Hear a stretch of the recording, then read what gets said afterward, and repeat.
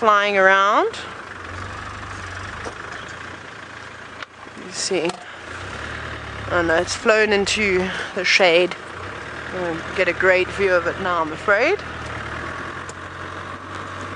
See who else we've got. There was also a little rattling cesticula hanging around, but now of course it's disappeared. We're sitting here.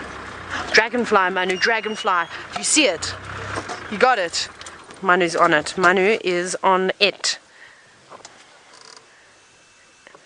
Have you got it? Yeah, it's there. There we go. You are on it. It's just so camouflaged. Go out a little bit again to that main part of the stick. Drop down a little, I think. You see there's that main branch. I thought it was on there. Ah. It's the same blue dragonfly. Look at its wings. Look how tattered its wings are. You see that? I've never seen a dragonfly that didn't have beautiful manicured wings. I mean, it's one of the most glamorous things about them. This must be a fella that's been around for quite some time, although, to be honest, I have absolutely no idea how long dragonflies live for. A lot of insects don't live for too long. But I wonder how long a dragonfly... Let me see if I've actually made a note somewhere. Have I mentioned about how long dragonflies can live for? Lifespan. Ah, look, I do. I have a note. A few weeks to a year is what I put down for the lifespan of a dragonfly. Very cool. So I think this one is, it's safe to say that it's at the end of its time, unfortunately. It's a pity it's not a little bit closer, because I really wanted to show you the gorgeous sort of turquoise color that I was telling you about. It looks like it's the same species as the one that was hanging around the frog-infested pond. Oh, there we go. You got to see it a little bit. And now my audio is breaking up. There we go, back again. Now, sorry, Anne, I only got the end of that question, but I think you were wondering what are the differences between dragonflies and damselflies. I heard damselflies and I thought, well, we're looking at a dragonfly. That must be what you're talking about. So, there's a few differences. It's sometimes quite nice to see a dragonfly and a damselfly from the top, so looking down onto them, because one of the easiest ways to tell the differences is the way that they hold their wings at rest. So you can see with the dragonfly, they hold their wings perpendicular to their bodies, whereas damselflies have got very big floppy wings and sort of fold them back underneath themselves, so not out to the side. The dragonflies have also got much bigger eyes, much larger eyes than the damselflies. And I suppose, again, we were talking about the differences between rock and water monitors, and we were talking about how one is more heavy set than the other. The dragonfly is the more robust out of the two. The damselfly is quite long and elegant. Again, I don't know why I'm using these words to describe these creatures, but we'll just go with it today. And I'm trying to think what else. There's another one with the wings. It's got something to do with the sides. I just have to dig deep and try and remember all these different things. It's hard to remember stuff that you haven't spoken about for quite some time. That's why I miss bushwalk so much, because it really pushed you to work on the smaller things. I think, I could be busking here, so please don't take me on it, but I think with dragonflies, the back set of wings, so the one furthest away from their head, is a lot broader and longer, so it's bigger than the front set of wings, if I'm not mistaken, but I could have switched that around. It could be the other way around. No, it is the back set of wings. I'm looking at it right now. Of course, yes, I'm speaking truth. The back wings are broader and longer than the front pair of wings. And damselflies, I think their wings are exactly the same. There's no real differences between the two pairs of wings that they have. They're the same. That's so great to see. I love it when they perch like that. I'm so sorry that you're so old.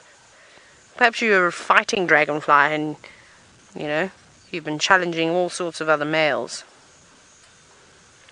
Very cool, though. I have no idea what species of dragonfly this is. I do apologize. There are, I don't know, about 5,000 species of dragonflies in the world. So, it's hard to tell. But you'll find them somewhere in the order of Odonata. Good luck scrolling through, because I can't imagine how many more beautiful blue dragonflies there are like that. But it's quite a big one, if that helps. It's a large dragonfly. Not quite 2 feet wingspan, but it's fairly big. Jamie is on her way home now. And I'm sure she's racing on back, and I hope she has an early night just to make sure she's well rested for tomorrow morning. So my dear friend Jamie, as we watch this yellow-throated longclaw move through the grass, I'm going to send you back across to her. Taylor is so terribly sweet. Yeah, I wish them all the best on their all-nighters. I unfortunately cannot be. I could be deprived from access to a bathroom in sort of easy walking distance, but I don't think it would be positive for any of us. So for tonight, we will head back towards home. Here we go. There's something little. I thought I saw one earlier on my way through here. Oh, here we go. Car shuts down as long as one takes one's foot off the clutch. Here we go. A little black-backed jackal lurking around an area.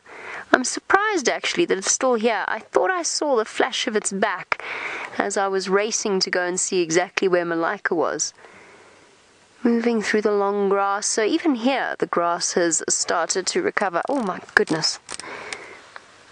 The grass has started to recover and is now getting longer and longer, not quite as long as it is in the triangle.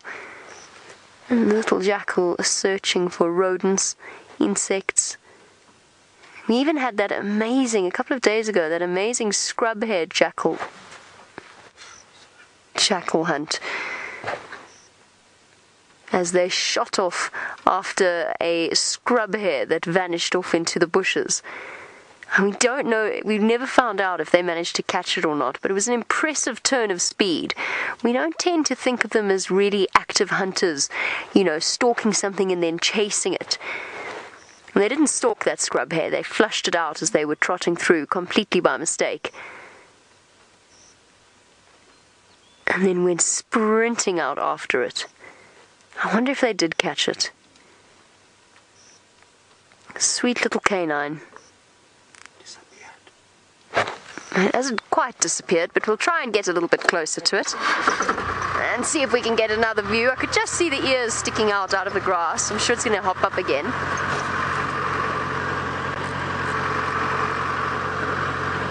Sorry, Megs, please can you repeat that for me?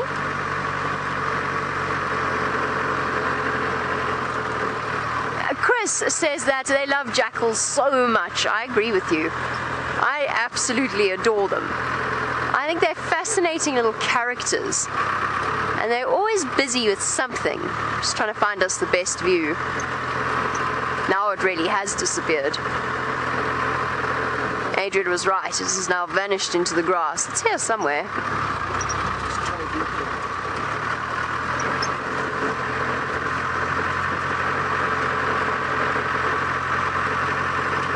There it is.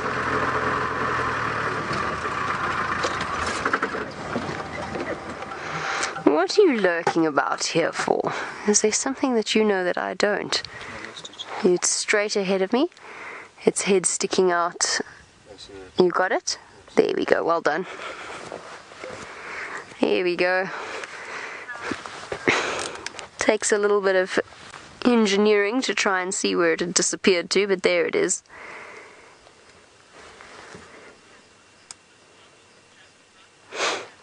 Proud cat mama, I'm not sure exactly what the top speed of a jackal is. I would say that when we saw them running at full speed a couple of days ago, I would say that they were running at a good 60 kilometers an hour.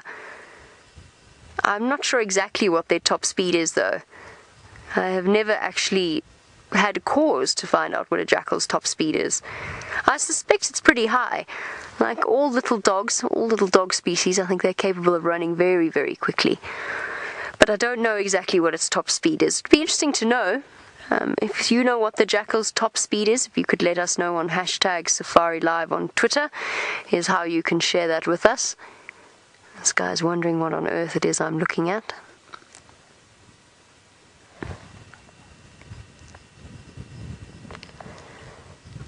Waiting for the sun to go down. Actually, hold on. Our bird of prey has just flown out of that tree. I wonder if there's not something in it. This tree here.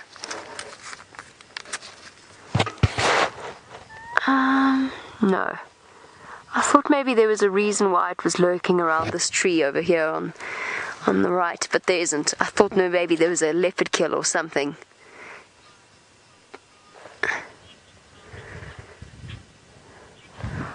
Okay. Well, thank you, everybody. We're going to be saying farewell from the Mara side as we prepare for the long night ahead. And, of course, excitingly, our show tomorrow at 10 p.m. Eastern Time. So we will see you then. The safari is going to be continued by our crew back in South Africa.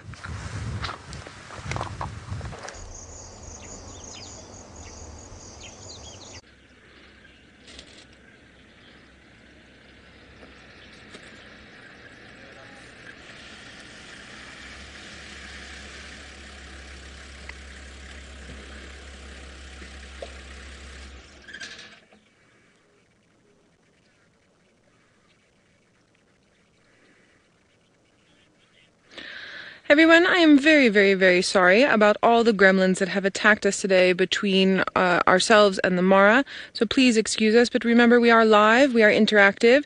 So anything that happens to us, you all see, and it is actually quite amazing that we manage the technology that we do have to be able to live stream to you from two very, very different locations on the African continent. Now I'm sitting with you again live in the Sabi Sands in South Africa on Djuma. Remember, you can interact with us, hashtag Safari Live on the Twitter or on the YouTube chat, and we love to hear your questions and your comments. And we are still with our beautiful yet extremely hot African painted wolf, the African wild dog, my favorite predator in the entire world. Although that being said, I have not seen jaguars in the Pantanal yet, and I haven't seen tigers in Asia. So it's my favorite African predator. We'll go for that. Now, I'd be interested to know, what is your favorite African predator? Which ones do you prefer? If you want to send that through.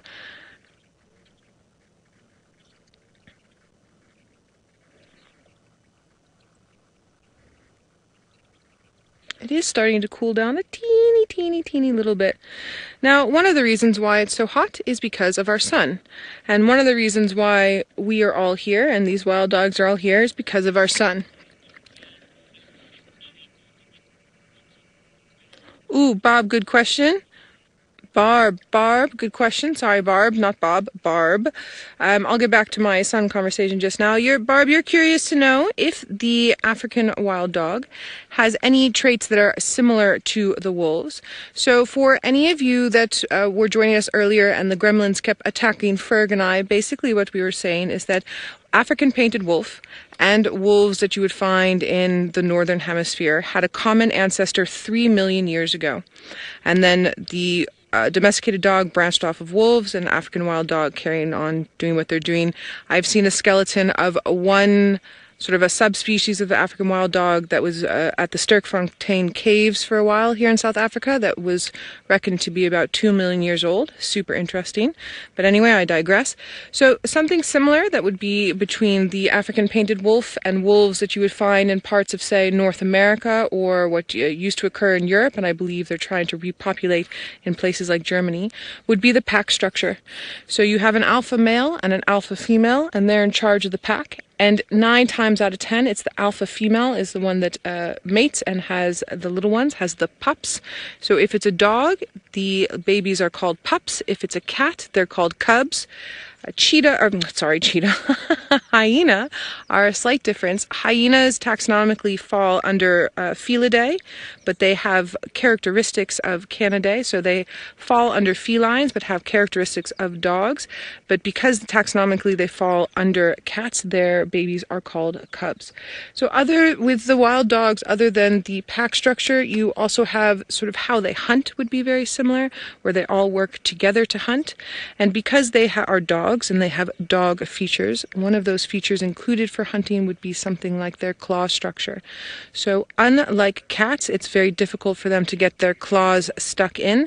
So basically they run down their prey and nip around to either disembowel it or run it down to exhaustion and then rip it apart and eat it. I've got another vehicle that's with me, so please excuse the noise. They are going to carry on and go look for something else. And whilst they carry on, I think let's send you over to Tristan, who's driving around, who I think is trying to get you to a surprise, but we'll have to wait and see. I'll start mouthing, just start speaking live. Now, we are on our way to a surprise. As Noel has just mentioned, you can see that this is indeed what's going on. So there we go. Sometimes I work with some funny people, so that was obviously James in the bushwalk. And the reason why they are right here where I am is because, well, we found tracks for what I can only presume is the Hukamuri male once again. Now, I've done a very quick track to try and find him. Unfortunately, he's going in a westerly direction along the power lines area, and rusty signal on the power lines is not great, so the bushwalk team has been deployed. The fearless James Hendry and Rexon and the French master Sebastian are all going to go and try and pick up on those tracks and see where they go. The tracks look really good, so hopefully they're going to find him.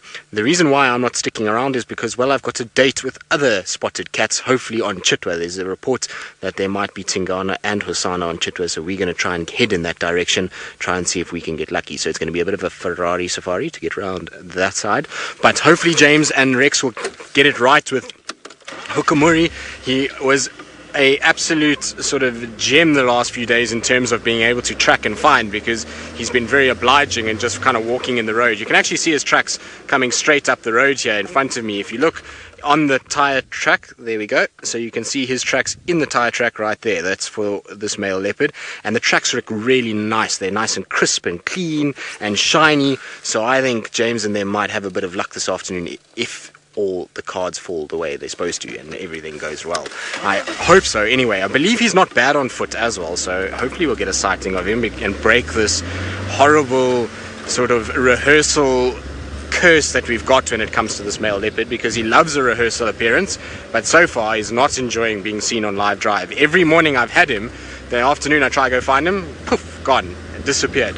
The good thing is, though, is that I'm learning his routes quickly now. I'm starting to realize which way he goes.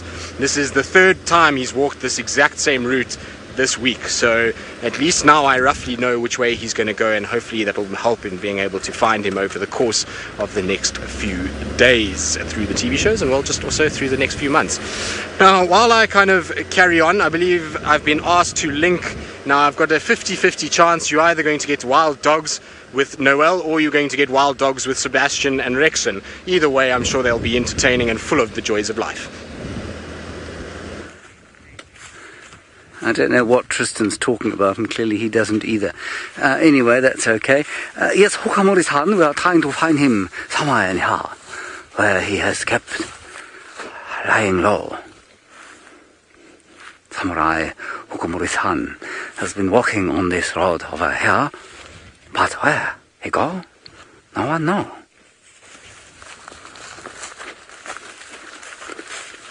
I shall desist from doing that now, everybody. We're walking through one of my favourite little groves of trees.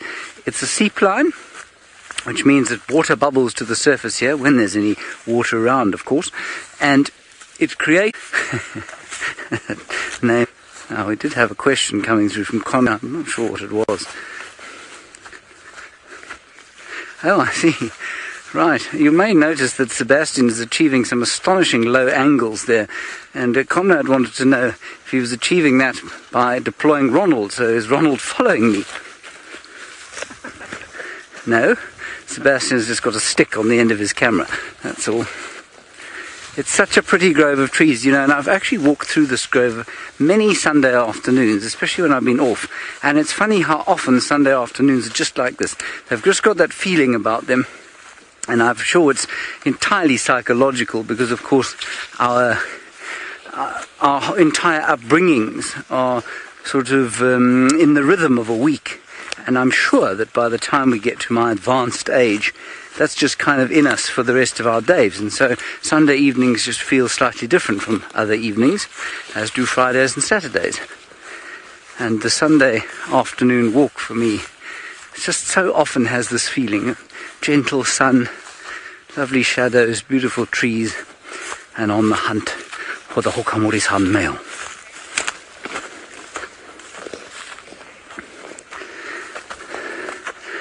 Now, Unique, very good question. You say, has it been raining again? Because it looks like we're standing in amongst some fairly verdant green turf here. And the answer is no, it hasn't. But I'm wondering myself why it is that this is so green, and I've just answered it for myself. In fact, I answered it for everybody, and I've just realized I've answered it. It's because of the seep line. Now, for many of you, the explanation of the geology behind the formation of a seep line would be probably a little bit like having an anesthetic. It'll put you to sleep. But I'm going to do it anyway because it's important. So pay attention, please. I'll do as quickly as I can. Basically, we're on a slope over here. The crest of the slope is up in that direction there.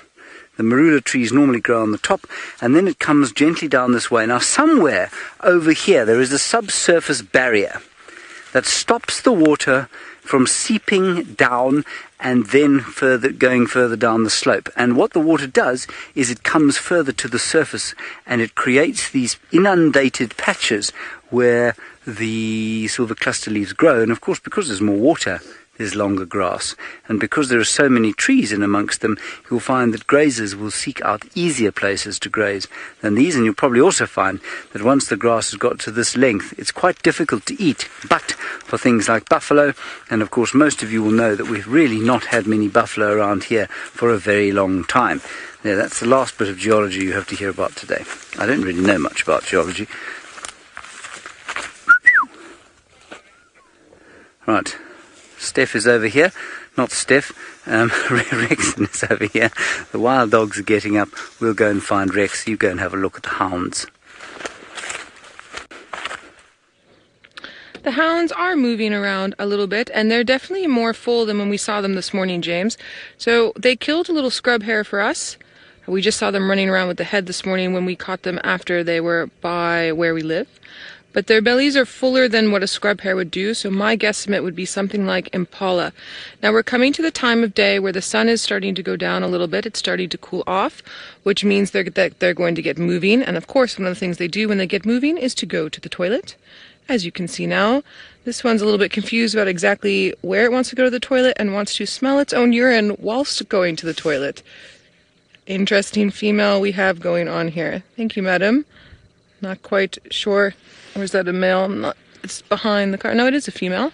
I was right. Sorry. It was behind my seat a bit, over closer to Ferg.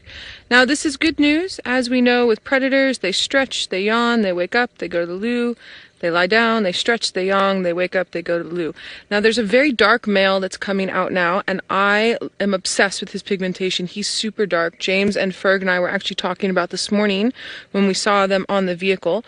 Now, this is a male. He's going to go over to where that female urinated, and he's going to smell and urinate on top of her.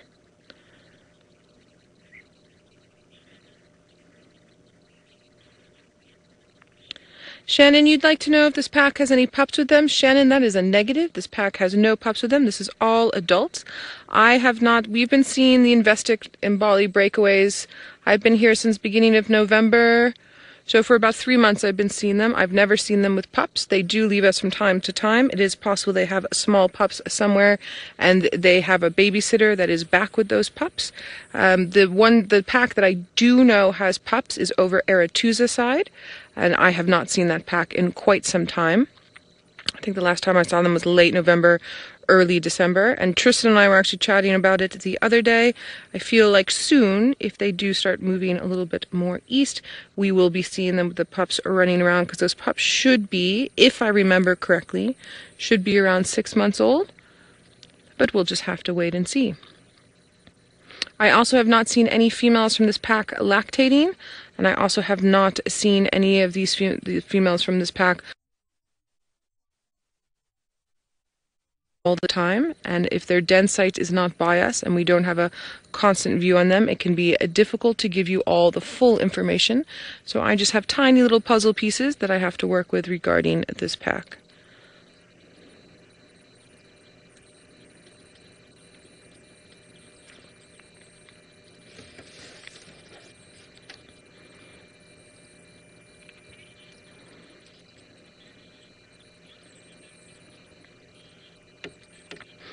Madeline, good question. There are wild dogs in the Mara. They're just extremely rare, Madeline, and their numbers are very small. One of the main reasons for that is human-wildlife conflict. The Mara has what's called an open ecosystem, whereby there is no man-made structure to demarc between wild areas and human-habitated areas. And so with human habitants come domesticated dogs, and with that comes disease. So diseases from domesticated dogs transfer very easily over to African wild dogs, things like canine distemper, rabies, tuberculosis, for example, and that affects the population. The other thing is that an African wild dog doesn't care if it's eating a kudu or a cow, or an impala or a goat. So if you're a human and you have your cattle and you have your goats and it is your livelihood, it is the way that you survive, and something like African wild dog is eating them, you are most likely going to get rid of the problem, or what you consider the problem, being the African wild dog. The same goes for lions, the same goes for any sort of wildlife that is impacting on you. So that is one of the main reasons. And unfortunately, in the Masai Mara area, the human habitation has grown to such a point that is now even affecting large lion populations. The marsh pride, for instance, has been severely impacted upon by humans due to there being very little cattle grazing area and having to move the cattle into wilderness areas to graze them. Then the lions eat the cows, and then a lot of people, I say a lot, there were a number of people that would then poison the cattle carcasses to then poison the lions so that that would stop happening. So these are things that happen. These are things that we do have to deal with. In South Africa, in the Sabi sands, we have semi-open ecosystems mixed with closed ecosystems that allow us a modicum of protection for our wildlife against human populations. It doesn't always work, but we do have a better chance of getting it, I want to say right, but right's not the right word.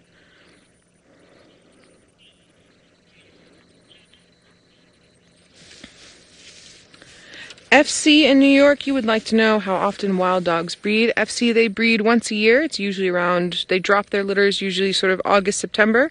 Although I've seen them dropping, oh, there's a baboon spider that's crawling on the ground here, Ferg. Just here at 9 o'clock. Sorry guys, this is very cool. Yes, just over the tire track there. I can just see it on screen. There it comes. There we are. Oh, very cool. We don't usually get to see them out and about. This is a baboon spider. Looks very similar to a tarantula. Also quite an endangered species. Wild dogs are an endangered species, and baboon spiders are also an endangered species, and also an endangered species because of human habitation. Actually, sorry, it's moving so quickly. I wonder if I'm wrong about the baboon spider thing. Someone wants to take a screen, or if someone manages the screenshot there. Sorry, it's gone under the car. I will investigate a little bit further. I'm sorry, FC, to get back to your question, they usually drop their litters sort of August, September, sometimes as early as July, and they do that once a year. But in times where the environment is not as healthy, sometimes they won't have a litter that year. They'll wait. Ferg's looking over the back of the vehicle for our spider. I'm pretty sure it was a young baboon spider, to be honest with you. This very dark male is uncomfortable. So as they start to wake up from the heat of the day, and also looks like they've eaten something when it was cloudy this morning. It was very overcast and chilly and cloudy this morning. The flies start bothering them a little bit more. And also, wild dogs have severe ADD. They don't sit still very well. So the heat combined with a full belly allows them to sit still a bit more. Because I don't know this pack intimately, I'm trepidatious to say that this is the alpha male, but he seems to be the most agile and moving, so it wouldn't surprise me if that were the case. Now, Mr. James Hendry is over on his own 2 feet, no one else's feet, just his own feet, and he has his makeup bag on his back, and he's busy traversing the deepest, darkest African wilds of the Sabi sands.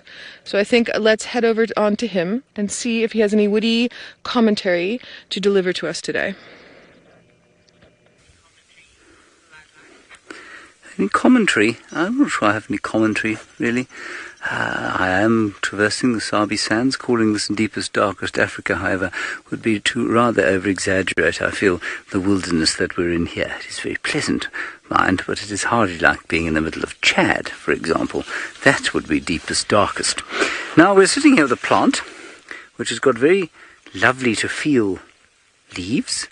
And if I'm not mistaken, Judy H., you can correct me if I'm wrong, this is a cordia species of some sort. No, it isn't. I'm talking rubbish. It's not a cordia. Its name I in fact have totally forgotten now. Cordia is another thing called a snotberry. I'm so sorry. I thought I was going to tell you something interesting, and now I'm not. But while I am thinking about this plant, what I have found, Sebastian, is going to be a really big challenge for you. But it's the entrance to an constructed, and so small. How it's been constructed from tiny, tiny shavings of dry grass and wood. And if you look very carefully, you can see the little ants, which are no more than, I'd say, 1.5 millimeters long each, coming in and out of their little nest. Now those to me look like predatory carnivorous ants. Apparently there are quite a few ants that are in fact omnivorous, but these ones look like there's biting carnivores. But I couldn't tell you that for sure. Isn't that a wonderful little nest that they've built themselves? And it does make one want to shrink down to that size and go climbing down underneath subterranean-like and have a conversation with him, find out what it's like. I've always been fascinated to think about, especially, if you look at the wider area in which they're moving here, what it must be like to move in amongst these grass plants and other flowers and shrubs, being this tiny little size. Tony, you want to know if there are any, sun beetles? I don't think there are any sun beetles here. I've never heard of a sun beetle, Tony, I'm afraid. There might be. If you can find a Latin name, I'll probably be able to give you a slightly more accurate answer, like the Latin name for the family, perhaps, because in different parts of the world they often have different common names. Okay. That was very amazing. The name of this plant came to me again and then it disappeared. It really is very distressing. Okay. Cider. Anyway. Tulsa, aged just 7, you are obviously aware of World Wetlands Day, which happened the other day. You say, are we in a wetland area? No. This is most certainly not a wetland area.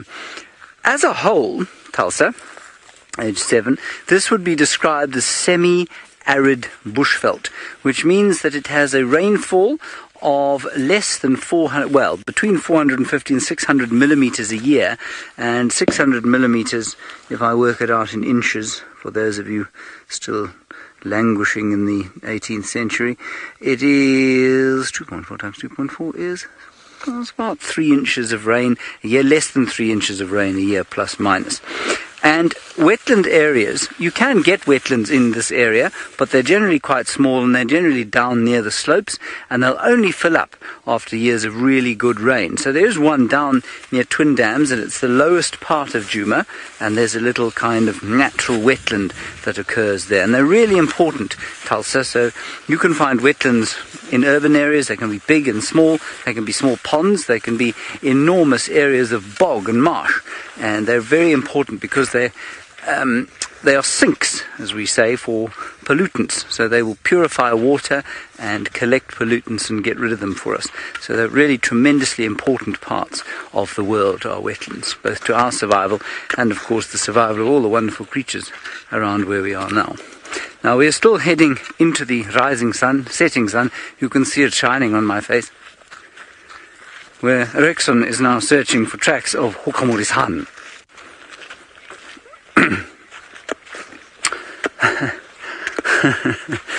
Cheryl, I don't know if you're asking this question tongue-in-cheek. I suspect you're not. You say, can trees in Africa talk to trees in other parts of the world? Well, Cheryl, some of you might think that Cheryl's lost her mind. She hasn't, actually. She's being entirely logical. Some of the trees here can talk to each other, absolutely. Here is Hokamori-san's track, by the way.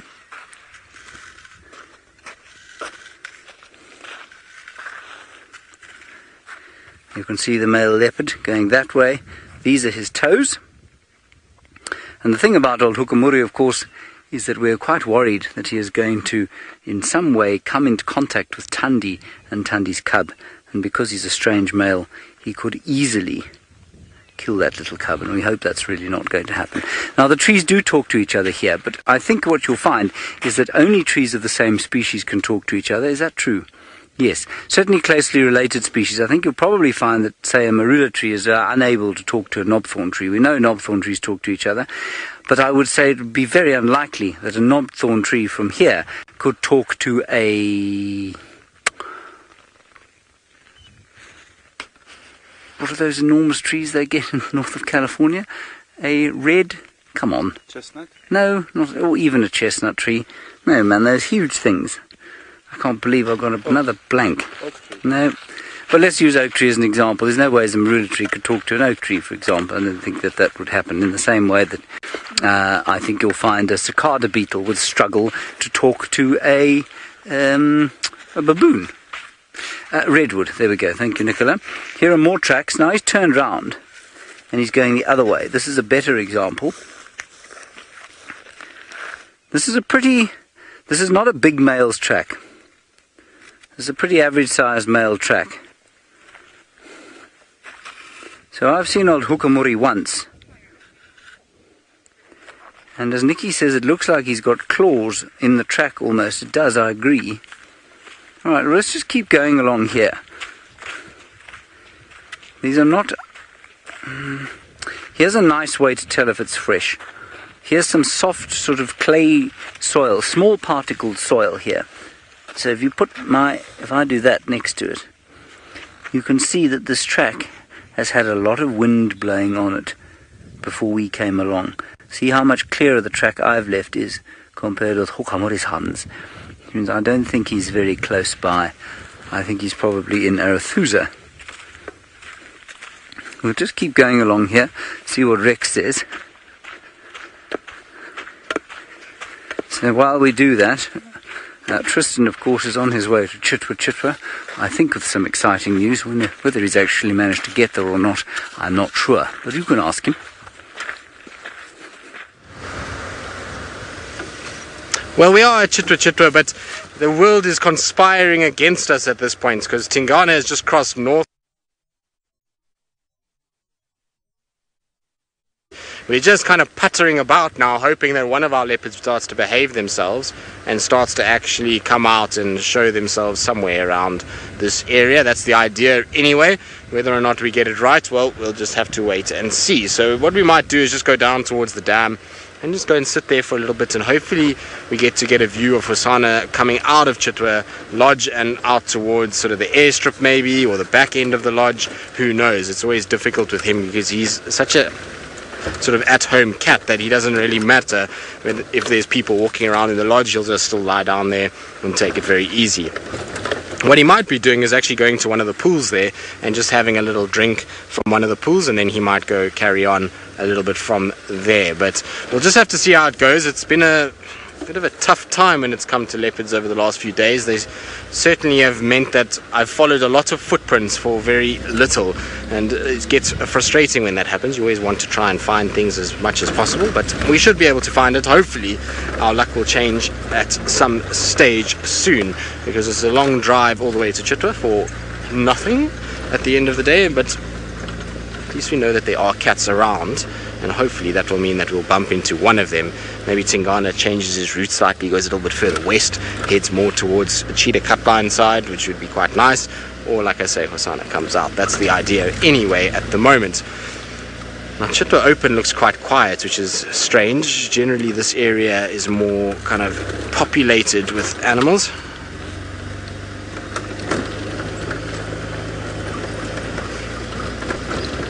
Romich, you're wondering if there's any chance this Hukamuri male can take over territory-wise from Tingana. Well, there's every chance that he can do so. He certainly means business. He's walking around like he's taken over. He's scent marking, he's defecating, he's urinating, he's doing all of his sort of vocalizing and territorial markings. And so far, Tingana has not responded at all. And so in his mind, he believes he's starting to take over. But in Tingana's mind, well, it will be interesting what he believes and whether Tingana now responds to that and comes in and tries to push this male out again. At this stage, though, this male is settling in. He's not going anywhere because, well, Tingana's not actually pushing him out at all. In terms of size, Tingana is bigger for sure. There's a lot more bulk in Tingana and a lot more experience, but this younger male seems to have this attitude like, I just don't care, I'm coming and I'm going to take out whoever's in my path. He seems to be quite sort of, I don't know if what the word is, but aggressive towards what's going on, and he's really kind of seems as though he wants to be confrontational. He's striding in and he kind of walks with purpose. He's not as though he's scared of what he's doing. He's going in there with some sort of purpose to try and kind of take over. So it's very possible he can take over. I wouldn't be surprised if he takes a piece of Tingana's territory. Ultimately, that western side of Djuma at the moment is very quiet with regards to female leopards. Shadow and Tandi are not spending time there, and so therefore, Tingana might be like, well, you can have that because I don't need it at the moment.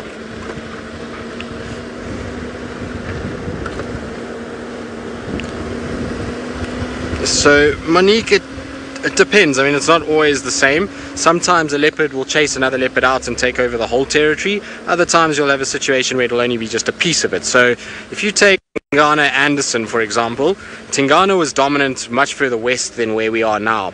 And he slowly but surely just got pushed month after month after month. Anderson ate away at little pieces of his territory and eventually got to the point where Tingana became more dominant on the Djuma side and east of that Triple M road, whereas Anderson then obviously was on the western side. But that's how it often takes sort of places. It's just a slow edging of that leopard out, and it was the same with Tingana and Mvula. Slowly but surely, Tingana just literally pushed Mvula right out and got him into a situation where Mvula then just kind of went off and became the nomadic male that we now know him as today. So it depends. I mean, sometimes they'll fight and the one will be killed, and then that means obviously that leopard takes over completely that territory, but other times it's just a slow push and they slowly sort of glean off sections of the territory as they go. Now, there's some elephants in front, which is not surprising given that it's a warm afternoon near Chitwa. So let's have a little look here what we can see. I wonder if there's any drinking. I don't see any drinking at this stage. There's a big bull that's on the open area, which is quite nice. And the radio in the eastern side is also absolutely kind of going crazy. My ear feels like my earlobes feel like they're being massaged by radio noise at the moment, and not in a good way either. But there's our big bull Ellie on the open area, just feeding off some of the marulas, shoving them in as we've seen with the other elephant herd, and taking it very easy. It looks like he's already been down at the water because he's got quite a bit of water on him, so I don't think he's going to be going down to the dam just yet. I don't think he's actually come from that area, and also given that he is facing north at this stage, he is not kind of facing down towards the dam, would mean that he's probably not going anywhere for water just yet. Interestingly though, there is a female and a calf right next to me, and it's quite strange because I would have thought that there would have been more of a herd for these two, but it seems as though it's just the two of them. It's very seldom that you find just a mother and a calf by themselves. You should theoretically have a whole bunch more females in this particular area, but I don't see any others. And it's not to say they're not here. Maybe they're hidden in the bush somewhere. It's amazing just to watch them feed off these marulas. It's incredible to see how they're able to utilize this trunk and be able to pick up very small objects, and how amazing. There you go, see how it sniffs and then it just picks up the marula and pops it in. Now there's a few marulas on the road. Let's see if she comes along and grabs some of those. Maybe her calf's going to beat her to it. Let's have a look. You can just see little foraging trunks sniffing out little fruits at the moment. There we go. Have you found something? Let's see if they get the ones on the road. Yes, they're the ones in the road are in trouble. There we go. They've just been hoovered up. There we go. So mom lost out. Calf was too fast to grab those. Very cool to see. And you see how they just chuck them straight in. So they use those two little fingers on the end of their trunk.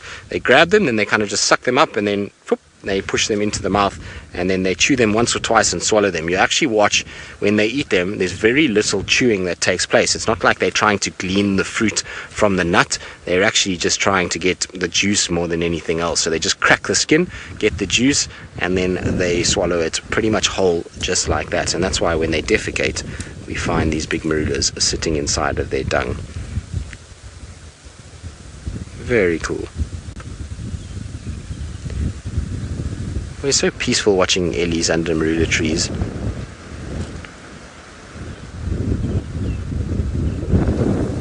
So Dennis, you're wondering how often elephants need to drink. Well, Dennis, it depends on the amount of food, the amount of heat that is around at the time. Also, it will depend a lot on the food that they're eating. So in the winter months, you'll find they'll drink a little bit more during the day because a lot of the vegetation lacks moisture and a lot of the fruits and things are not available. Whereas in the summer months, eating things like marulas, there's a lot of liquid that's coming from that. So there you'll find that though they still require a fair amount, and most elephants will be drinking close to about 100 liters a day. So in gallons, that would be what? 60 odd gallons, somewhere around there. I think I might be completely wrong, but we'll see. I'm just trying to think of the scale because there's two different gallons. There's the UK and then there's the US. So it's 4 is the one and 2 point something is the other. So we'll have to work it out. I don't know. My brain's not on functioning on that mode at the moment. It's functioning on leopard tracks at the moment and where these leopards are. So it's kind of difficult to think about maths at the moment. And maths was never my strong point, as I'm sure my parents would attest, given my maths results at school. So anyway, let's not go into that. But there we go. There's our ellies just slowly moving past us and going off into the distance.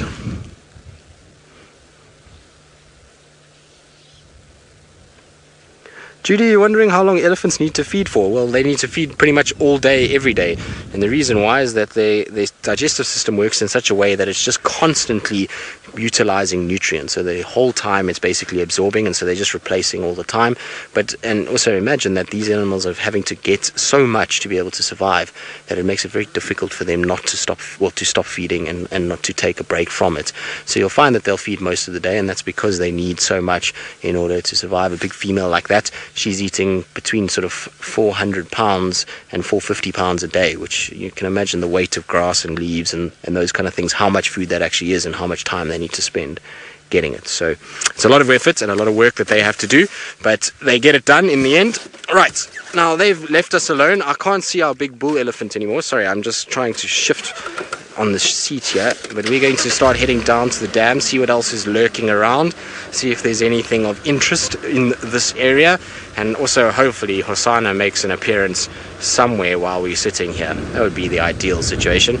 Like I say, I can hear lots of talk on the radio, but I can't hear what it's about, and it's impossible to be able to listen to the radio as well as talk and listen to FC. So the radio, Game Drive radio, gets turned right down, particularly here on Chitwa, because there's so much static on the actual radio itself.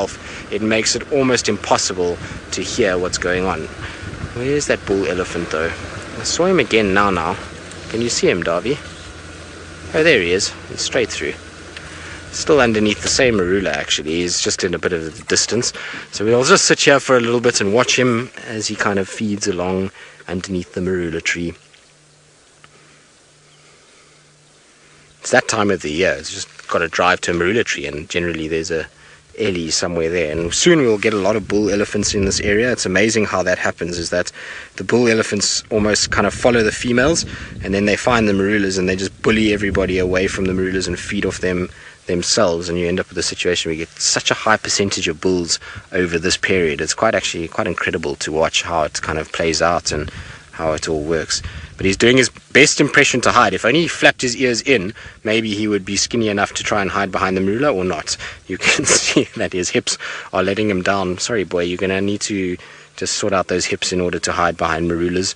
But he's doing his best effort to play hide and seek with us at the moment. It's not a bad effort, is it? Considering his size, just needed a slightly wider tree in order to hide. Right, well, I'm going to see what I can do, see if maybe we can find some sort of sign of Hosanna. While we do that, let's send you back across to James Hendry, who I believe is at a mud wallow, and hopefully he's not looking like this male elephant is at the moment. we've got a hyena over here.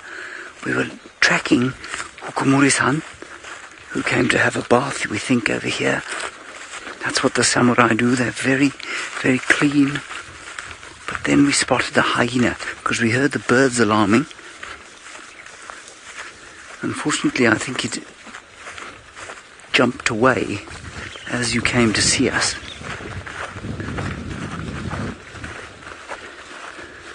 There's a gorgeous outline of a hornbill up ahead if we don't see the hyena.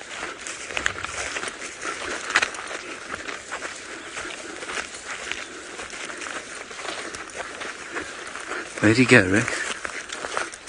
Just into this bush here. They are quite nervy, our hyenas, when they see us on foot. Typical.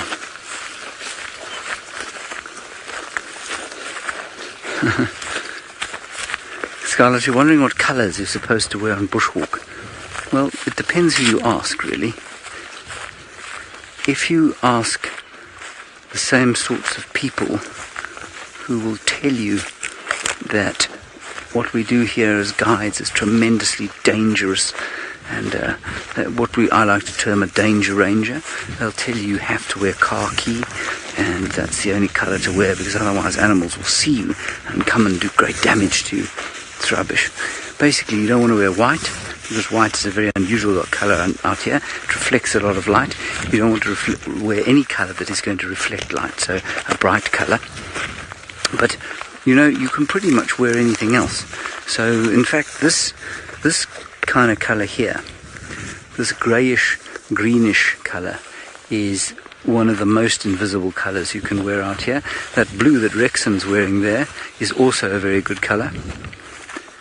But the khaki that a lot of people wear is actually fairly bright and it's pretty easy for the animals to see.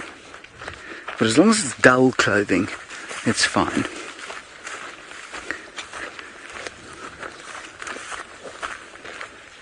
He's coming through here apparently.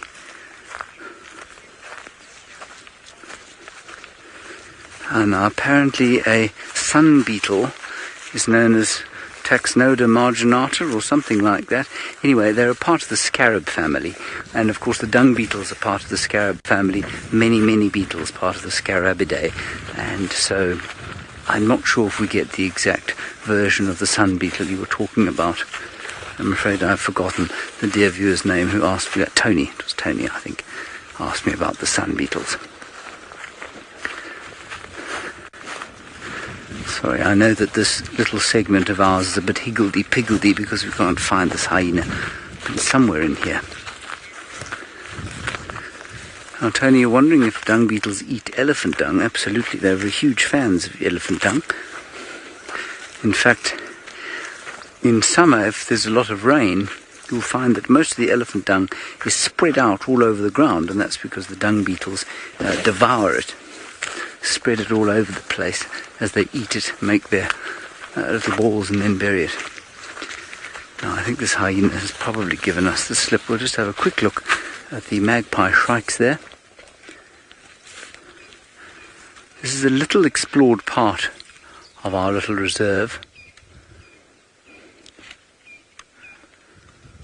You got them there. And I quite like it. It's quite thick, it's quite exciting. And it's quite close to the Arathusa border. And this is where we think Hukamori came in. Anyway, that's where his tracks were heading. Alrighty, let's move along down through here.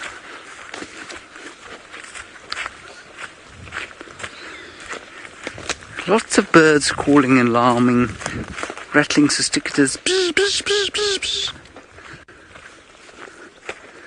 Forked-tailed drongos. Some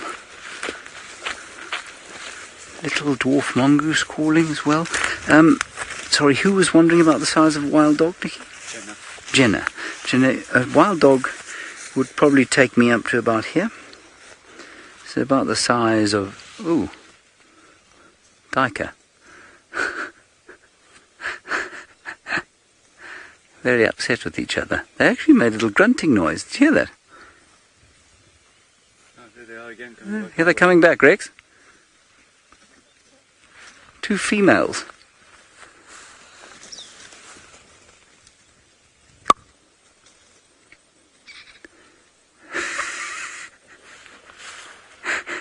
That is the most bizarre behavior I've ever seen.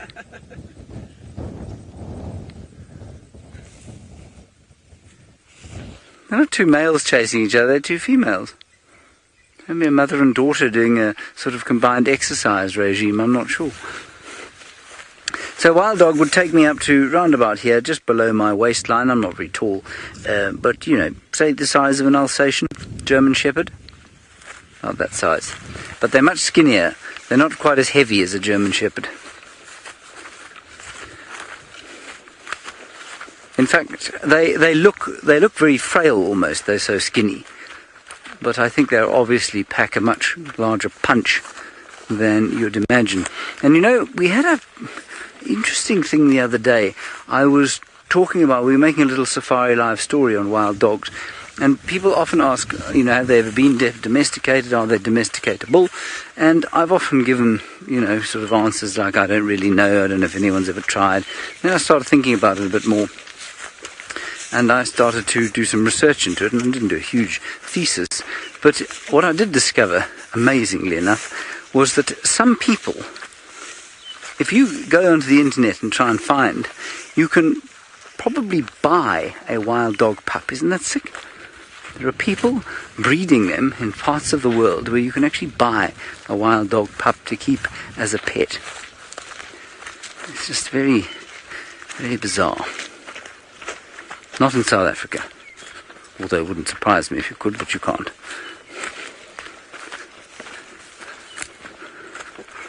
Beautiful little drainage line coming together of two slopes here, where there's an erosion gully which will be a river one day.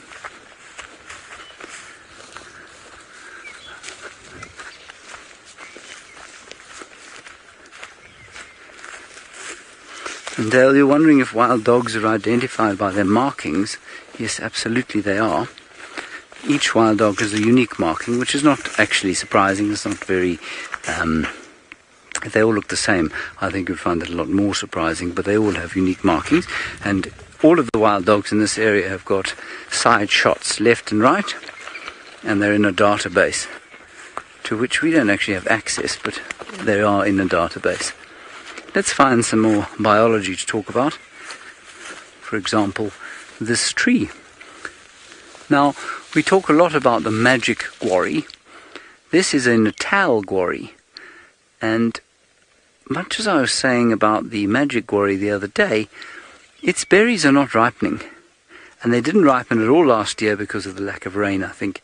And I think the same is going to happen here this year.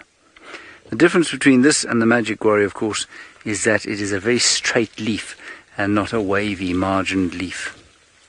Always grow down close to the little drainage systems, where the soil is quite thick, rich in clay, and would harm the roots of many other kinds of plant. The reason I'm speaking slowly suddenly is that I saw a white flower whose name I have now forgotten. I'm going to look it up again, and while I do that, let's go across to Tristan Dix, who is apparently still driving. I am indeed. I'm just driving around doing not very much at the moment because not really much I can do. Unfortunately, Hosana's gone, Tingana's gone, so we're just trying to drive around and see what else we can find. Hopefully we'll get lucky with maybe Shadow and Cub. That would be a nice thing to see somewhere around here, but there's really been no signs. I just spoke to a lot of the guys in the east on my way back to Djuma, and they say they haven't seen much of her, but they think that she's somewhere around the Mulawati on Little Gowrie side. So I'm just kind of roughly driving and just hoping that somebody pops out somewhere along the line. It would be nice if they did. Chitwa Dam was fairly quiet other than the about 400 vehicles and the elephant bull that were there. So we decided, because there were so many cars and all kinds of other things, is that we're going to leave and we're going to start heading back towards Gari Dam. And the reason why is because Rexon earlier had some kudu alarm calling at Gari Dam, so I want to just go and have a little scratch around, see who's there. We did have male leopard tracks in that area this morning, and so who knows, maybe we get lucky and there's another male who, maybe Tumbo is back, I don't know, but we'll go and have a little scratch around and see. So Emma, yes, I have seen an actual leopard fight. I've seen, obviously, Tandi and Shongile was a fight between the two of them where they made contact and growled and caught each other and were fighting and carrying on. So that was one of them. I've seen a standoff between Anderson and Tingana, between Tingana and Mvula. Who else have I seen? Between Mafufanyan and Tyson, Mafufanyan and Mvula. So quite a few different standoffs between them. They've all kind of have their go at each other from time to time. I find though with the males that it tends to be a little bit more kind of calm, if that's really kind of doesn't make any sense, but they tend to walk side by side just growling and sawing and going at each other, but they don't really actually do anything, whereas the females tend to be a lot more violent in their approach, and they tend to kind of fly in and it just becomes a ball of tails and claws and fur goes everywhere, and so it seems to be a lot more violent with the females. It's not to say though if the males don't get into it that they're not going to really start to go at each other. There was a really incredible fight actually between Mafufanyan and Tyson. So Mafufanyan and Tyson on Arathusa came together there, and they had an epic 4 or 5 hour fight where it left both of them with heavy wounds, and they actually fought for so long and kind of on top of each other rolling around that the two of them got to a point where neither one could actually stand. They were physically so exhausted from fighting with one another. So it does get a little bit out of hand with the males, but that's last resort with them, because at the end of the day they have a situation where they are animals that will try and avoid conflict, because ultimately, fighting with another male can potentially cause an injury or even death. So they try and avoid it as much as possible and use scenting and vocalizing and, sizing one another up as a better option rather than those ones. So that's the idea anyway. Whether or not it works for all males is debatable, because obviously they do get into scraps from time to time, as is evidenced by their faces being kind of scarred up and scratches and cuts and all kinds of other things that we see with them sometimes.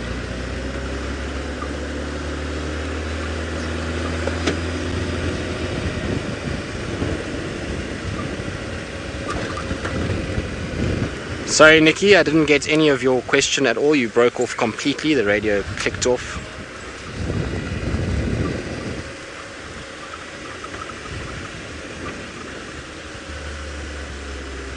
So Dale, no, not really, because we just haven't spent enough time with Tingana at the moment to say that he knows that Hukumuri is here. I am 99.9% convinced that the whole Tingana drama that's been playing out with him being missing and not around and all of those kind of things has had nothing to do with Hukumuri actually coming into contact with him. I'm 100% sure that Tingana doesn't actually probably even know that there's this male that's interloping on this western sector of his territory. He's probably been under the weather for whatever reason it may be, and he's been just sitting in his kind of core area in the east and hasn't really paid attention to what's going on. So I don't think it's got anything to do with him, and his behavior is probably a symptom of something else, not of an intruding male. Tingana, who is a male that I've followed for a while, every single time there's been an intruder male, when I've seen him, his response is quick and decisive, and it is scent marking, it is vocalizing, it is coming to the fore of where that male is pushing in to try and keep him out. So this behavior of him just kind of going and hiding for 2 weeks is not Tingana-like at all, and certainly not that of a male leopard that is a dominant male. That is more something to do with the fact that he was in some way not well, some way he was invested in something else, and he can't just be away, and that's provided the opportunity for this Hukumuri male to come in and see there's no scent marking happening here, I'm not picking up another male, and to start then forging in. As soon as Tingana would come and scent, you would probably find that Hukumuri male might turn and go the opposite way and not actually have come in as deep as he did. Right, so let's go towards Gari Dam, see if maybe something's on the dam cam.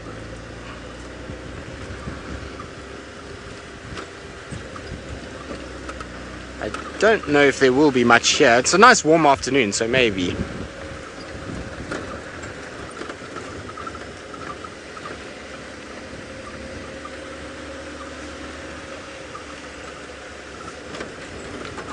I'm just driving along, listening, trying to see if I can hear anything. It's very quiet this afternoon, no birds that are chirping. It seems as though it's all sort of a little bit kind of calm before the storm. So hopefully tomorrow morning everything will be out and about and actually doing something and be available for us to see.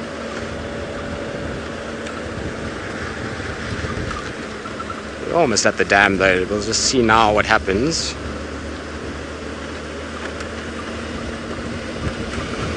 I'm surprised there are not any wildebeest actually, because I would have thought there would have been some wildebeest all over the open area here.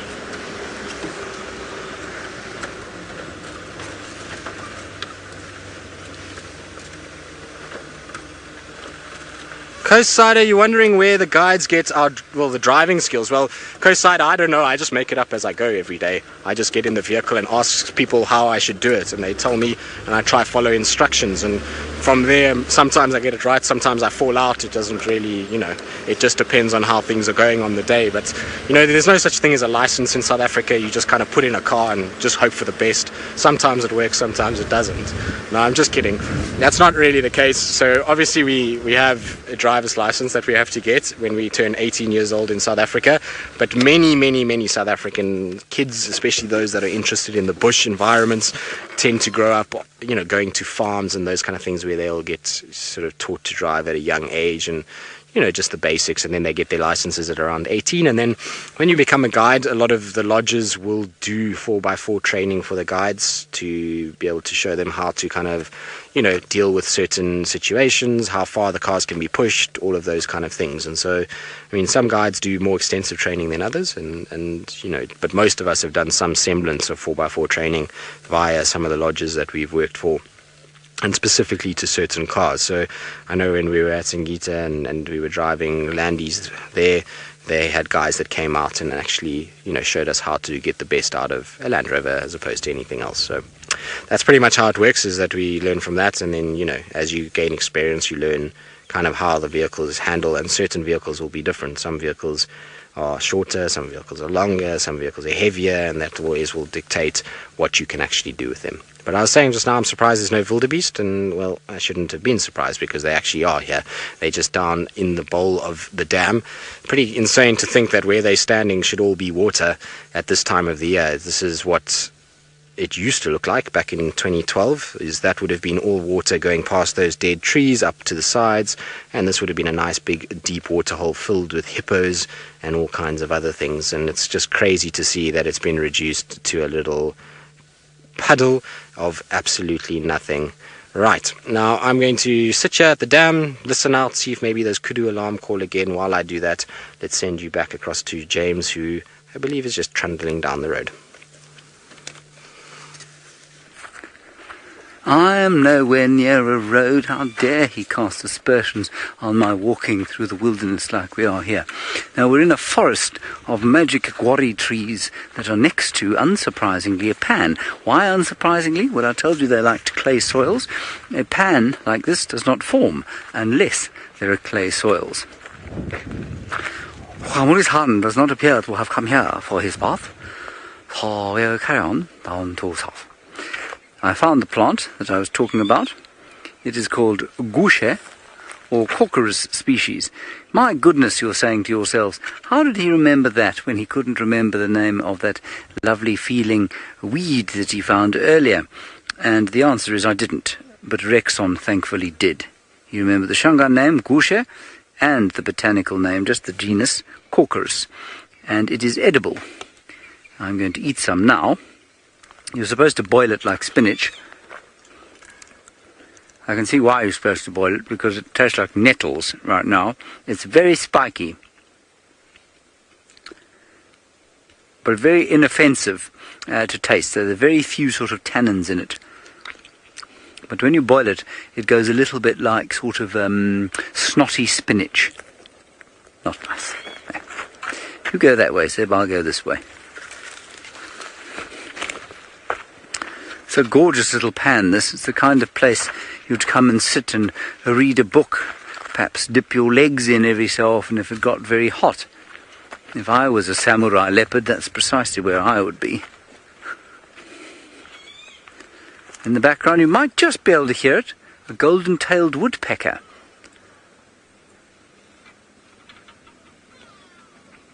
Naturally it stopped.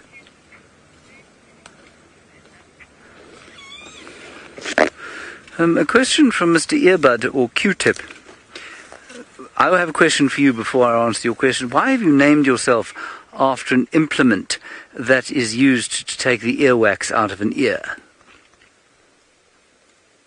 I don't know.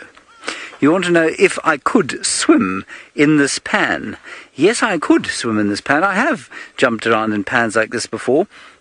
They're not very savoury, though. You know, they're full of dung and urine, neither of which you really want all over your body. You certainly wouldn't want to get it in your mouth.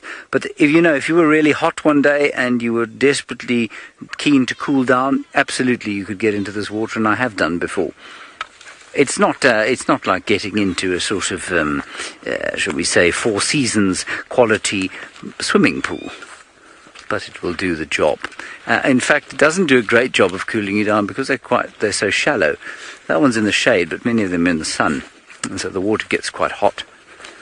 And we used to find shadow around here very often. I haven't seen here this far north for a very long time.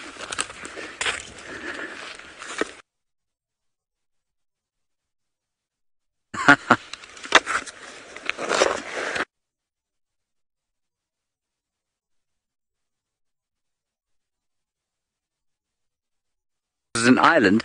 That's a very serious answer to your question, and therefore leopards do not occur there.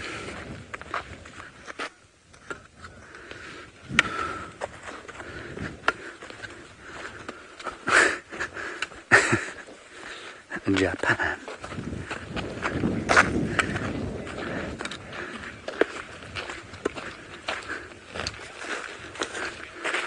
Sorry about that, we lost signal there. So my serious answer to that question is you probably would have found leopard absolutely everywhere down into China and most of Eastern Asia.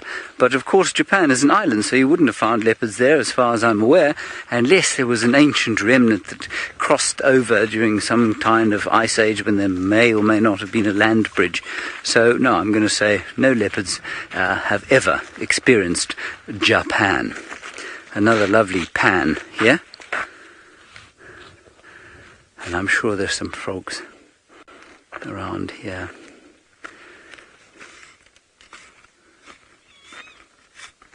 Look at this. Come over here, Seb.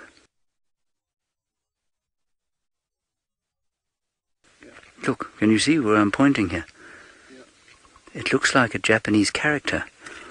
I wonder if Hukamuri-san wasn't here. You see, that is the signature for Hukamuri-san. Good heavens, what a stroke of luck that is.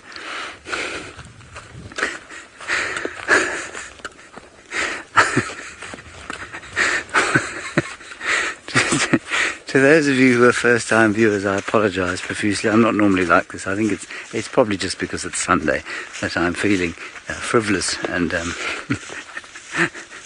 ridiculous today. Rex, what have we got? Oh, we've got alarm calls. That is quite serious. Look, I'm not laughing anymore. At Sydney's Dam. How much time have we got? We've got sun, hey? Yeah. Let's carry on. We're going to go to Sydney's Dam. I think we've got enough time to get there. We can easily be picked up. There's some alarm calling going on there. What really would be nice is if the Nkuhuma Pride is perhaps having a drink there or coming back down to the south. Nkuhuma Pride is our mainstay lion sighting pride, and they've been eating a buffalo up north of us. So while we head down through here, let's head across to Noel. I'm not sure where she is or what she's doing, but it won't be as ridiculous as what I've been doing. Hi James, speaking of alarm calls, Ferg and I are just busy investigating some alarm calls at the moment. We're hoping it results in Tundi and Cub, but I can't actually tell you for now specifically, although the area that we are in is just north of where the very last time we saw her was. However, that being said, it is a tricky little area. As you can see, I have put poor Wendy through some interesting paces at the moment. And so what I think I'm going to be doing for now is just sort of sitting quietly and waiting and seeing what we can come up with. It was a real toss-up. Do we stay with our sleeping wild dogs, or do we investigate these alarm calls? And we chose to come investigate the alarm calls. And I'm just hoping that it pays off. But again, we'll have to wait and see. So I hope all of you are okay with the decision that we made. I'm sure you are. I know you've been jonesing for some Tundi and cub. So we're gonna cross fingers, hold thumbs, and hope that something pops up. And I might just go and investigate a little bit farther back and see what's happening. Ferg's gonna just see if maybe the camera can see something that we can't see. And it's also just pretty. Everything's very pretty right now.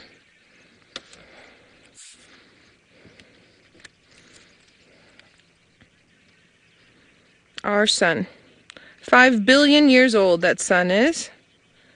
And I think if we maybe have a moment of silence for this afternoon with our 5 billion year old sun that gives us life on this planet so that we can enjoy things like wild dogs and Tundi and her cub, I think we'll do that now.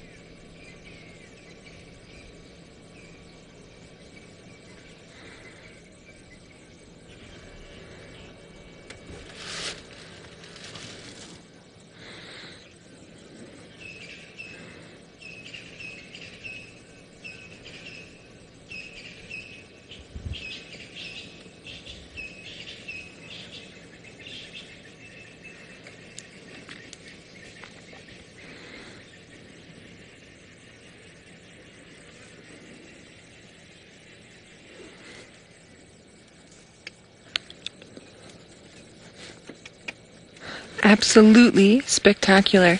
So I hope you all enjoyed that and had a mindful moment for today. We're going to keep investigating this area and see what it comes up with. Hopefully we'll manage to get a really beautiful sunset as well. And then if we don't come up with anything, maybe we'll get a chance to head back to those wild dogs. We'll just have to wait and see. So I think let's head on over to Tristan, who is busy driving around.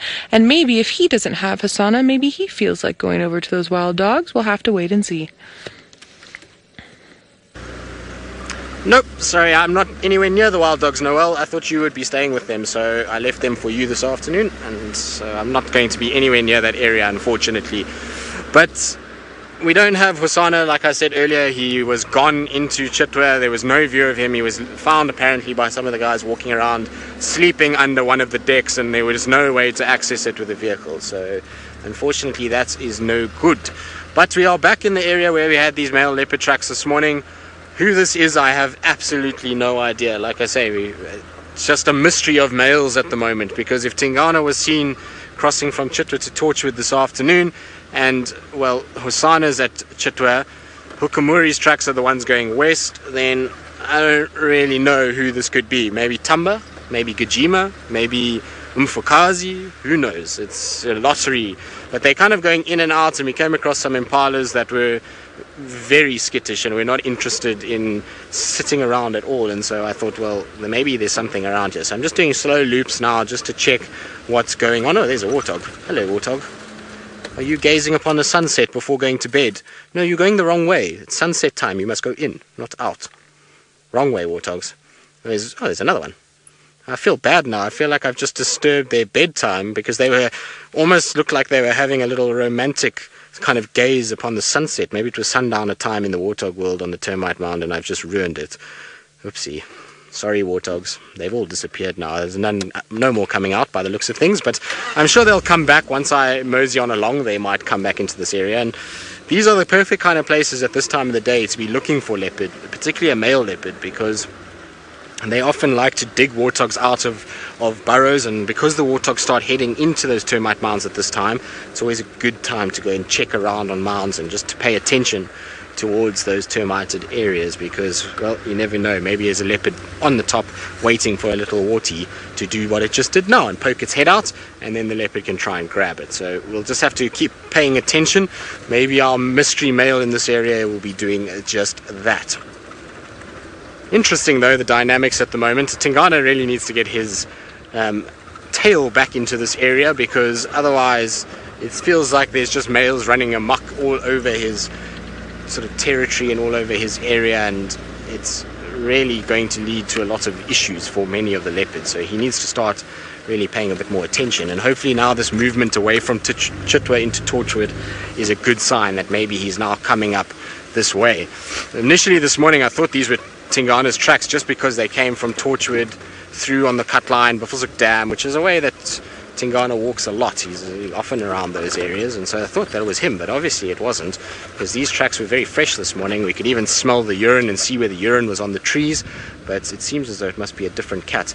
The other thing is that it is a cat that is scent marking, so who it could be, I don't know. I mean, I don't think Tumba would be spraying on a tree on the roadside. I think he's a little small for that, so it's anyone's guess actually as to who this is. I suppose Djuma is probably not a bad option, given that there's been very few updates on him of late, so never know, maybe it's him that's busy doing it. Nice big male tracks though, so you know, it could be any one of those that I've already mentioned in the past few minutes. Right, now no, nothing here. I always check this termite mound. For some reason this termite mound has got a leopard feel to it for me. It's like a little shady tree. It's kind of quite thick. So I always think leopard. And so every time I drive past here I check, but unfortunately no leopard today. You can see it's kind of bushy. Don't you think it's a perfect kind of leopard spot? I think so. I always imagine there to be a leopard just lounging on top. I suppose it would be a good cub spot as well, for a cub to be able to get up into the tree and frolic around in the thickets there. Now Karen, you're wondering if animals are more active during sunrise or sunset. Depends on weather conditions. So sometimes sunrise is very busy, sometimes sunset is very busy. Just depends on how hot it is. When we get these extremely hot afternoons, we find that the sunset is a little quieter than the sunrise. The animals tend to get up and move early and try and then find some shade and rest for the day, and then they start to move much later. It also depends on the phases of the moon. When you find it's very full moon, then we have a situation where the animals actually move quite a bit after sunset, and then so that sunset period is actually very good, whereas in the sunrise time generally they're kind of bedding down and starting to sort of rest at that stage. So it depends. I mean, both are productive and both have equal opportunity to really see something amazing. I mean, I've seen crazy stuff in the afternoons and crazy stuff in the mornings. It's never really kind of slanting to one side unless it's weather conditions. Right, now I'm going to carry on searching for this individual. Let's see how we go. While I do that, let's send you back across to James Henry, who's found, well, not a leopard, but an animal that is equally dangerous. We found some elephant, or an elephant here, and while you're looking at it, Rexon is looking at some impala behind us that are alarm calling, possibly the same things that the kudu were alarm calling at. We thought they were at Sydney's waterhole. That's where we are now, just near Buffelshoek.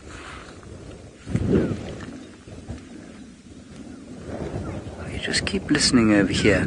As I say, the Nkuhuma Pride did kill a buffalo not far from here yesterday evening sometime. And likewise,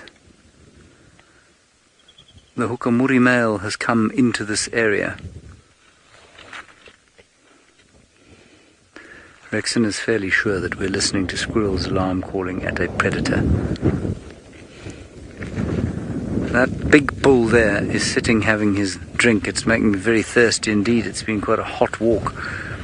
But before we disappear and go home, come around here. We can't go further into these thickets because that's next door. This is the boundary between Djuma and Buffels Hook, which is the reserve to the north of us. Of course, animals can come and go as they please. We cannot. But there are squirrels shouting in these thickets over here. So let's just walk along and see if we don't get very lucky, making sure that we keep turning to make sure that that elephant isn't coming to find us, because elephants can do that from time to time.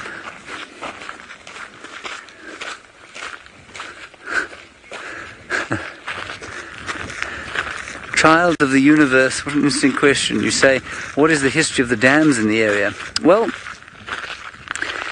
the Sabi Sands has a very interesting history, actually, and obviously its pros and cons depend on who you've spoken to. There are a lot of landowners around here, though, and most of them, for one reason or another, have put a dam or waterhole in front of their camps. And that is to attract animals, so that when they come here for the short periods that they're around, animals come down to drink in front of their camps. Seems perfectly logical, doesn't it? And I'm just wondering if these impala alarm calling at us or something else. Anyway, we'll just keep slowly strolling down here. And as we've got sort of, you know, intuitively you'd think that would be a good thing, but as we've become more and more educated about ecology and natural systems, we've realized that what we've done is created a fairly homogeneous landscape where you cannot get within, or you cannot get further away than 2 kilometers from water in the Sabi Sands. I think that's what the statistic is. And what that means is it's created ideal habitat for impala, for zebra, not so much for wildebeest, definitely not for roan and sable and those sorts of antelope, not eland either. And so we also have a huge influx of elephants during the dry season and now, but that's because of the marula trees. And so it's completely changed the ecology of this area, this provision of water, because water is the limiting factor for just about every single animal. Some are independent of it and can migrate to it, like wildebeest or roan and sable. Some are completely dependent on it, like impala, for example, and they must be near water, and that's why in the Sabi Sands and much of the Kruger, impala are so very numerous, or it's one of the reasons they're so very numerous. So, and each dam's got its own history, and you know, there are a lot of families that have been in this area, or have had farms in this area for many, many years, and so they've all got their own little sort of histories and stories about it. But as with all sort of conservation areas in Africa and around the world, there's a tremendously conflicted history here, of course, especially in South Africa, given our history. And so, you know, it really does depend on who you speak to, how the feelings around these small pockets of land in the Sabi Sand are. And I mean, I know guys who were born in the 60s on pieces of the Sabi Sand, and they were turfed off under apartheid. And so their impression of this landscape is very different from the impression of some of the landowners, I guess, most of whom had absolutely nothing to do with that. But obviously there's this different perspective. Not really a debate for this show, I suppose, but it's an interesting one to talk about. There's the impala now running away from us.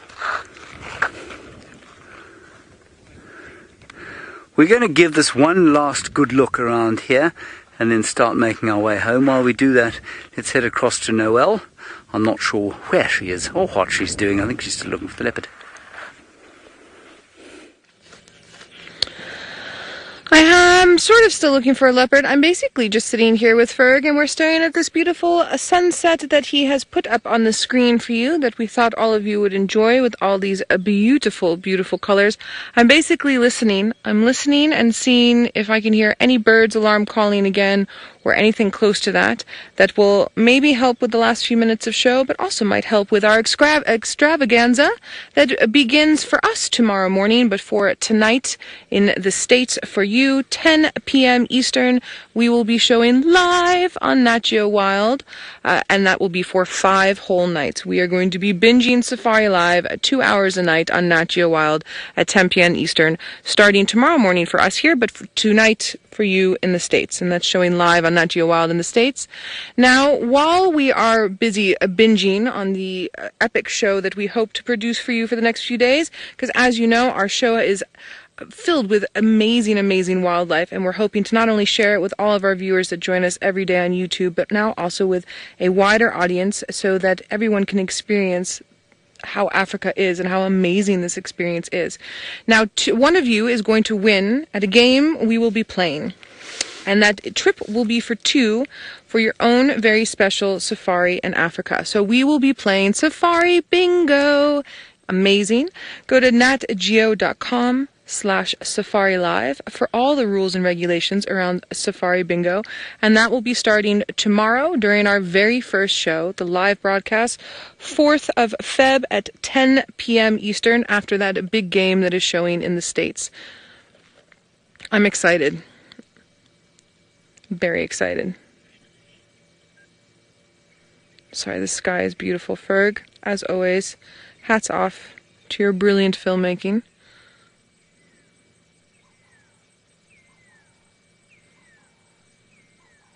It's finally cooling down, and because it's finally cooling down, all the birds are doing their dusk chorus, their sort of last call of, here I am, this is my space, I'm going to sleep. And then the crepuscular birds, the ones that are more active at dusk and dawn, will start moving around, and then it will filter into the nocturnal bird species, like owls and nightjars. I actually wouldn't mind seeing a bat hawk flying across the sky just now. I have not seen a bat hawk in a very long time. They're a crepuscular bird. They come out when the bats are active, specifically around sunset, like now.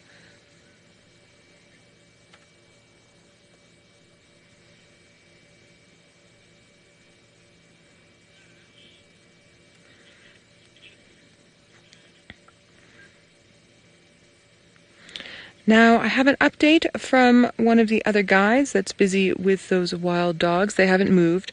So just so that you all know, we didn't miss anything. And now, my wish for Murphy for tomorrow is please give us Tandi and Cub. Please give us Hukumuri. Please give us Tingana. Please give us Hasana. Please give us wild dogs. And that's for us here in Djuma. And then my wish for Murphy up in the Mara is please give our crew up there Malaika, and the 5 musketeers, those 5 brothers, the cheetah brothers, as well as some insane action with some lion. Those are my wishes for everybody, and my hopes that we will grab that great content, as I know that we can. But of course, because the bush does what the bush does, and we have no say over anything, we just need to be right time, right place. And I work with some very professional, very qualified, very talented guides who are extremely good at showing all of you what we managed to find out here. So I am getting excited. A little bit nervous, but super excited. The lucky what? Cloud dragon. The lucky cloud dragon. It does look like a dragon, Ferg. Well done. Ferg is seeing dragons in the sky. I'm liking it. And Ferg is calling this our lucky cloud dragon, sending good vibes on for tomorrow morning. Now, everyone, I think because we haven't been with each other on and off for long enough, I mean, we have had rehearsals, I think maybe let's do one more moment of silence so you can all hear the amazing bird sounds that I'm hearing, and smell the summer air with me, and the wind through the leaves, and maybe we'll get lucky and we'll hear a little bit of Tundi moving about, but let's just be quiet and see what we can do.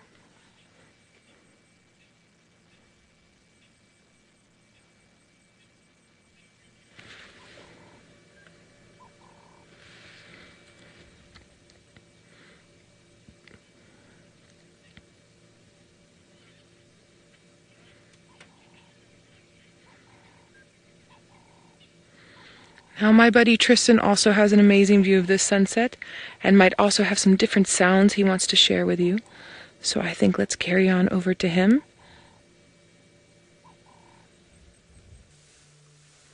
Well, it is a rather nice way to end the day, that's for sure. The clouds have certainly kind of blown out and been dragged by the wind, and the sun is kind of set behind them, and then sort of dead trees silhouetted against all of it is very, very pretty. It's a nice way to close out a rather frustrating day, that's for sure. So hopefully tomorrow will be better. Hopefully there will be a lot more leopards around and not just their footprints everywhere we search, and that they'll be a lot better behaved for their TV appearances over the next few days. It will be certainly very nice to kind of have all of them. But isn't that pretty? It was a nice, like I say, wonderful way to end the day. It certainly is very relaxing and very calming sitting here. Now, why I'm here, we're at actually Gallagher Pan is where we are at the moment, and there's a reason why I'm here, and that is because a few nights ago I had mating lions here, and the mating lions, we left them at the end of show and it got dark and there was, not really much going on, and I later then got a message from another vehicle about something that was seen just after he kind of saw me leaving, and it was this very special bird. Now, this very special bird is not a bird you get here very much. It's called a pennant-winged nightjar. Now, you can see that is the male over there. The male has these beautiful long sword-like streamers that comes off the wing and on both sides. Now, these birds in Sabi Sands are incredibly rare. So in all my time here, I am yet to see one of these here in the Sabi Sands. It is not a bird you see every day, and I know many of my friends that work in the Sabi Sands have not seen these, and if they have, it's maybe been one sighting. Considering how much we drive around, that's pretty crazy to think. So it's an incredibly special bird, and I'm hoping that it's probably a bit early, but you never know. Maybe it was lying down somewhere here and we could be able to spot it. You can see them quite easily because of the long sort of sword-like protrusions off the wings. The thing is that they generally roost in a drainage line, so they normally sit in kind of somewhere in a drainage line close by, and then they come out as the sun sets. They sort of fly out and then they hover around these areas, and Gallagher Pan would be the perfect place because there's a bit of water here, so a number of insects coming off, and so as they come out of the drainage lines around Gallagher, they can then hunt those insects on the wing. So it's an incredibly special one. It's one that I wish we could show all of you because it is phenomenally cool to see those big, long, like I say, feathers coming off when it flies, and because of those feathers it doesn't fly that quick. It's quite a slow fly and it kind of just comes past, and it's really very, very cool. It's almost a bit haunting though when it flies past because of those kind of streamers that come off. It kind of just glides past you, almost a bit ghost-like as it kind of goes through the night. So very cool bird to see, and like I say, it was just a rough sort of estimate that it might be here somewhere in this general vicinity, but so far no luck. We'll just carry on though. So, Djuma, you're wondering if you'll still be able to watch on YouTube? Most certainly, yes, you will be able to. Djuma, you'll be watching on YouTube. Remember, it's going to be 10 p.m. Eastern Standard Time, so you'll still be able to kind of go on, and you'll be able to follow us, and you'll even get the ad breaks where it's just you with us, and we have some ad breaks where we can just chat to you guys, our internet viewers. So don't forget to tune in. Even if you're not in the United States, you can still watch what goes on over the next 5 days as we try and solve the leopard mysteries that are out and about, sort of see how the musketeers are doing, and Malaika and the lions of Kenya, and well, anything else that the nature can throw at us. It certainly is going to be a fun time. I think we're going to have a lot of fun. There's going to be lots of epicness, bushwalks, and all of these kind of things that make for a enthralling, should I say, 5 days through the wilderness. And it's nice to have 5 days in a row because, as we know, these dramas unfold over the sort of period of 5 days, and if you think about what the last 5 have brought, hopefully the next 5 will bring something similar. So that's the idea anyway. Right, though, it's unfortunately that time of the day where we need to start heading back home. It's time to start prepping everything and getting everything ready for tomorrow morning's early start. So I'm sure James is mobile back home on foot. We'll just give him a shout to see if he needs a lift, but I'm sure from James and from Noel and the team in the Mara, it's been an absolute pleasure. We will hopefully see you all tomorrow morning at 10 p.m. Eastern Standard Time for our TV show start.